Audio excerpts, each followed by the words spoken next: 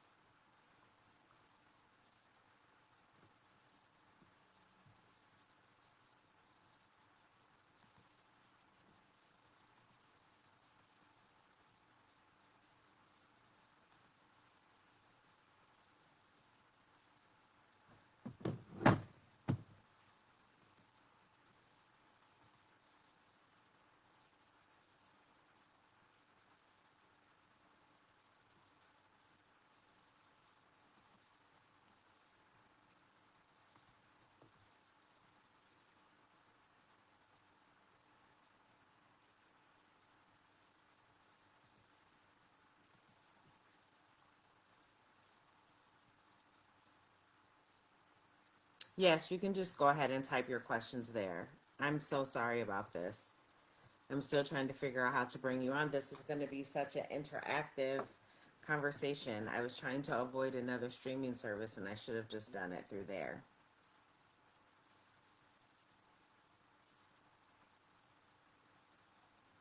All right. I'm going to wait for Treneice's questions. Thank you guys for your patience. I will figure this out. I need to be able to come on here and do a live and know how this works. And I do have another streaming service, but I thought that this would be a little bit easier. Mac and I struggled when we had our anniversary edition as well. They didn't have sound, and we were minutes in. This shouldn't be that complicated, I suppose.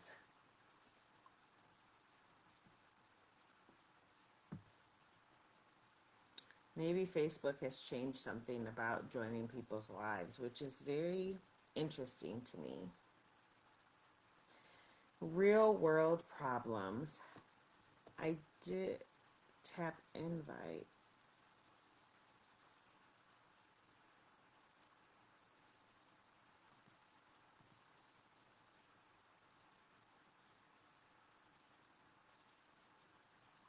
Let me see. I saw the invite button before, but it had me invite a bunch of other people. Now let me find yours.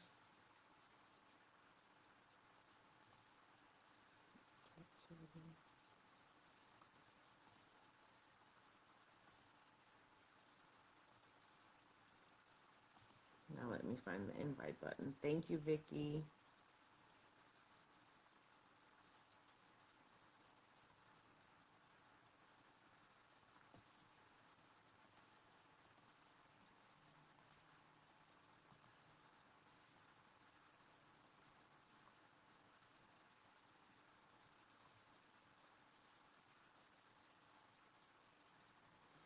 Looking back to where you were in the early years of marriage, like compared to now. If we're talking about intimacy, early marriage, it was very different. I'm still, of course, looking for the invite button. Intimacy was different when we were earlier married because we had bigger kids, and then we went through a period of time where we had small children. And intimacy looked very different when we had little kids that we had to be very creative with that. I still am looking for the invite button.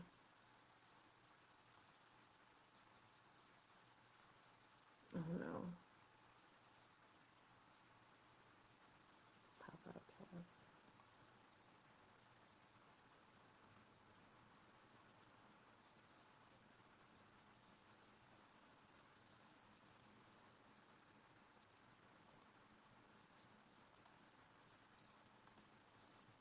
Okay. Let's see. It looked very different. We did not know anything about love languages before we were married. Before we were married, we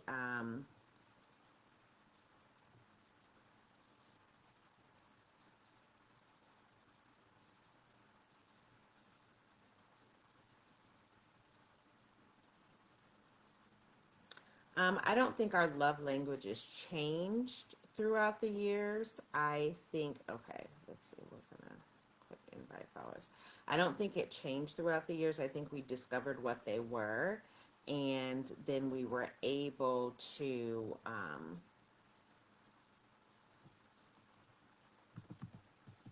hone in on those. So, how I give love is very similar to how I receive love, but it's not the same for my husband, right? So um, you don't always give and receive love the same way. Your love languages are not always the same. So I am very much acts of services. I tapped Trenice's name and I just sent her an invite, so maybe she can join there. Um, my love language is quality time and acts of service, and my husband's is very different. His is quality time and touch, and so we're aligned in a lot of that. So it makes our intimacy very. It's easier for us to have better intimacy because quality time is important to both of us. We show it very well, and we need it for both of us.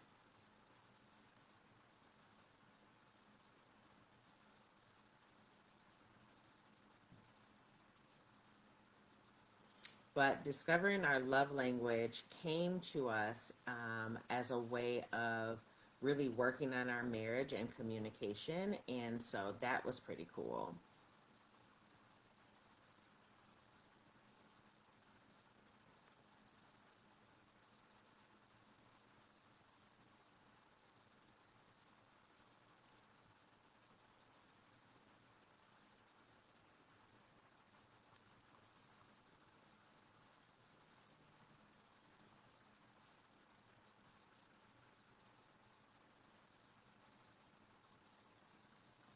I think that everyone should try to figure out what their love languages are, but it's tricky because sometimes how you give love is not the same as how you like to receive it. And so people need to be very much aware of that for sure.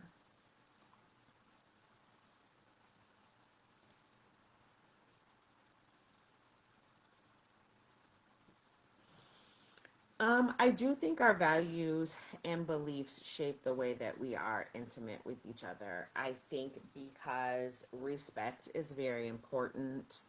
Um, I think because we want to be intentional about our time together, it isn't, and it needs to be reciprocal, right? So it's not about being selfish, and we try not to be selfish in our relationship. So I think our intimacy looks the same.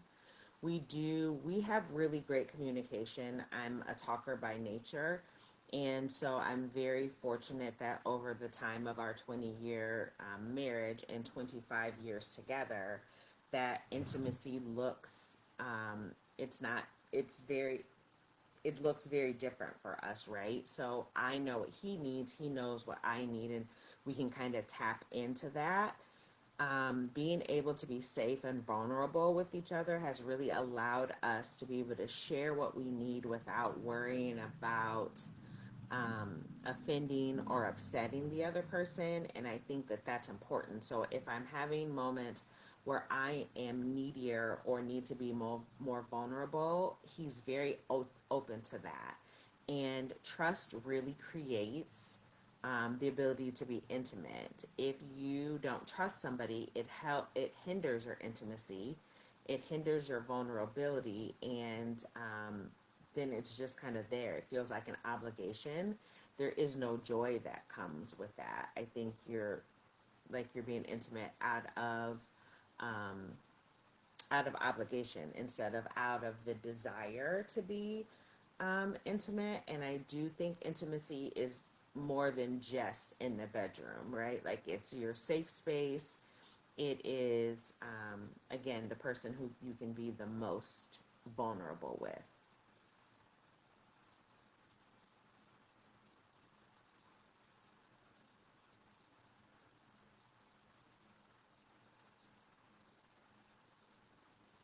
Yeah, using manners at all times for sure.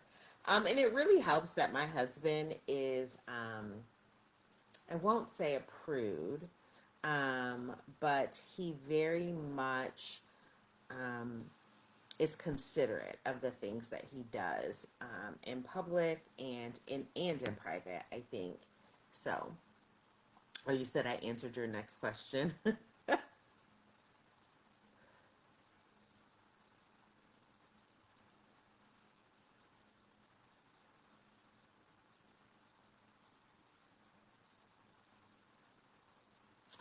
Our intimacy outside of the bedroom, I think, comes from different forms like connecting over conversation, connecting over hugs. We're not necessarily, I need to give you a kiss and a hug before I leave home because sometimes we're like two ships passing in the night. But definitely, if we are able to, but our intimacy, speaking kindly to each other, having really great in depth conversation. I'm very much a hugger, and we both recognize that getting a hug in the middle of the day is a really good nervous system reset. And I think that increases our intimacy. Being able to separate us from our children and the problems and the issues of the rest of the world, whether that's business, work, friendships. We wear lots of hats. And so being safe for each other in all of those spaces, but also keeping our relationship separate and keeping it private. So, yes.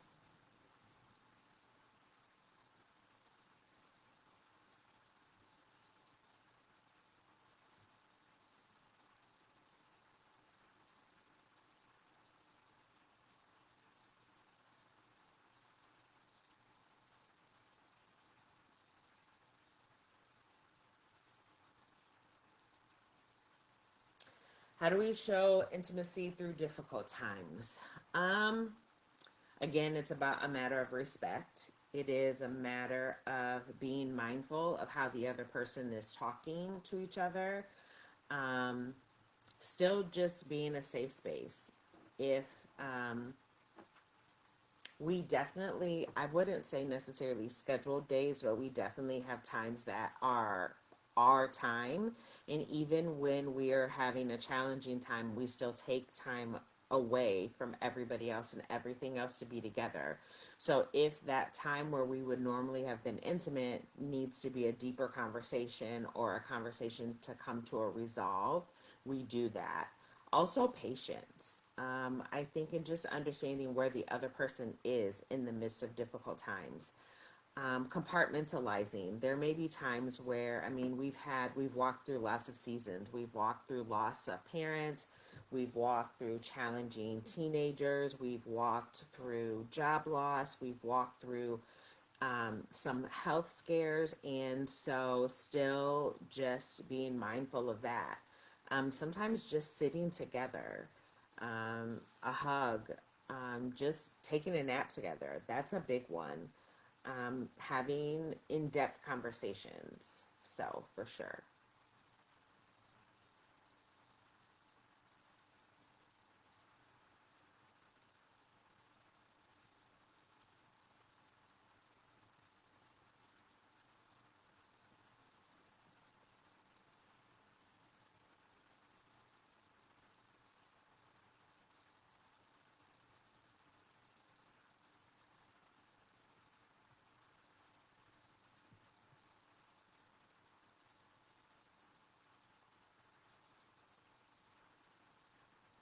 Oh, yes. Have we ever felt disconnected? Very much so. And it shows up in our behavior, in our language, in our speech to each other.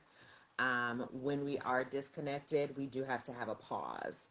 There have been times where we've been disconnected because, of course, maybe I've been busy working, or he's been busy working or traveling, or stuff is going on with family. And so, what we do is, I think we each kind of recognize, like, okay, I'm a little disconnected. And so then we're very intentional about coming back together.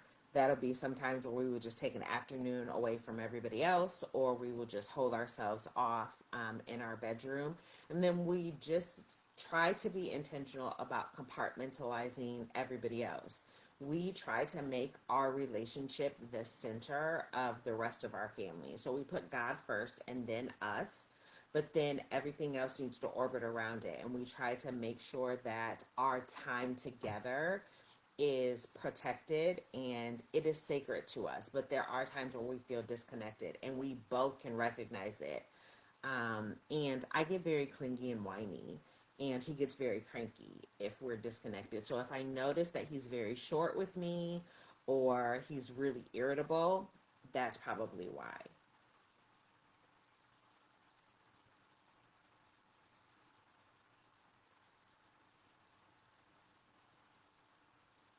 And also figuring out what's separating us too. Like, is it us? Like, are we having a disconnect in the conversation, or is it the outside forces where we're distracted by all the other stuff that's going on?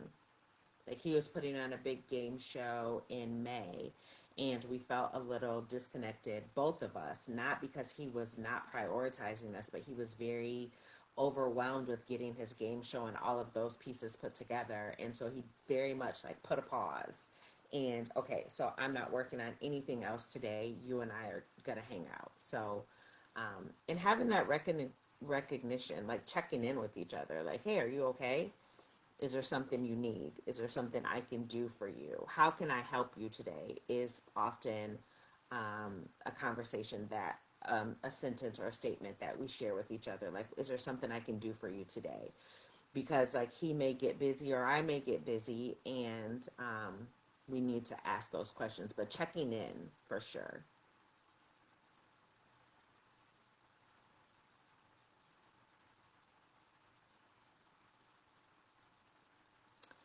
It is now. I don't think before it was easy to talk about intimacy. I think it seems awkward. Sometimes it seems selfish. But now it's easier to talk about intimacy and to talk about, hey, I do like that, or I don't like that, or I need this. And I do think it's, if you're being intimate with somebody and you have an intimate relationship with somebody and you can't communicate your needs, that is a bigger problem. Um, and you can communicate your needs and ask for what you need without being accusatory, or making them feel like they're lacking something, right? So nobody can guess what you want. And I don't ever expect my husband to just kind of guess what I need. I'm very clear about what I need and what I don't need. And I've never been one to just assume, like, well, why doesn't he just do this? That's gonna destroy any type of intimate relationship, a friendship, or anything else. Like, if there's something that you need that they're not doing for you, having a gentle, respectful conversation is very important.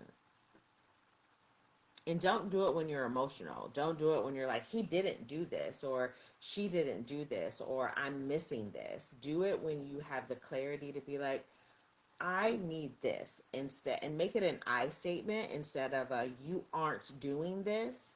Um, so, yes, now it's much easier to talk about intimacy.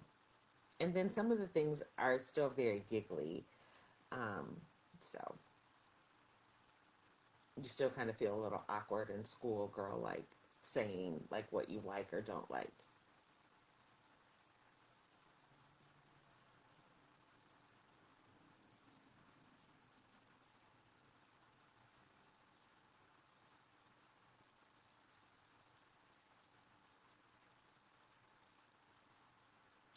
How do we handle differences in desires? That is that's a challenge. What we usually do is just try to be mindful of the other person and try to meet in the middle. Just try to be mindful. Have being a woman in perimenopause, sometimes desires are different, or just being an overthinker as I am, it's sometimes hard to get my head focused. And so then we've had some of those conversations about the difference in desires and just honesty, right? Like them communicating what they needed and me communicating, like he's communicating what he needs, and then I communicate what I need, and then coming to a conclusion or an understanding. Again, there are some seasons that are a little tighter than others, and there are some seasons where you need to be like redirected and reminded, like, yo, like I'm getting ignored over here, or I need something else over here. Um, but typically, our desires align because we align, and we align on many levels. But if you are having a difference in desires, try to be respectful of what the other person's desires are and try to come to a compromise that you can both be comfortable with.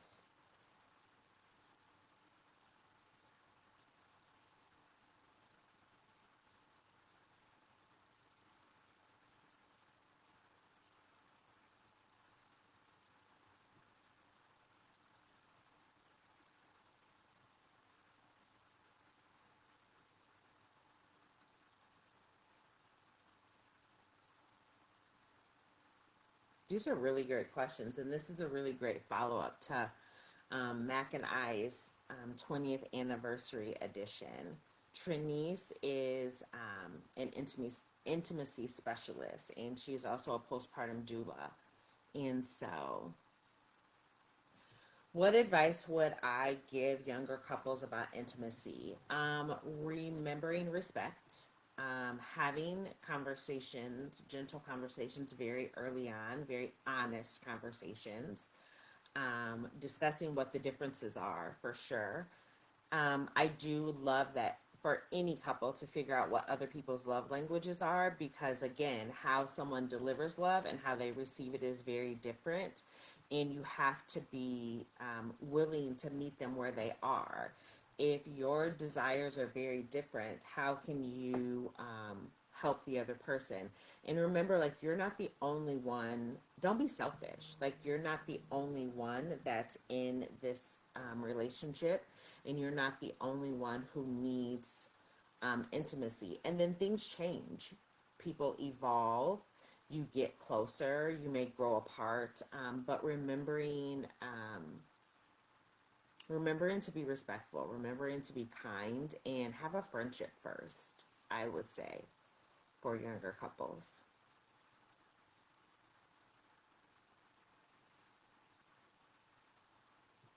Treneice, I thank you so much for doing this. As I was saying, this is a follow up to Mac and I's 20th anniversary edition. And Treneice, I want you to put in, thank you. I want you to put in this comment where everyone can find you. And her and I will be getting together to do more collaborative lives. We will probably be doing them over on my business page. I will be doing them on a different streaming service so you can actually see her and we can have a back and forth conversation, which is what I typically prefer. And so I just appreciate that. She wanted to do this collab with me and ask these questions. I hope that they were helpful.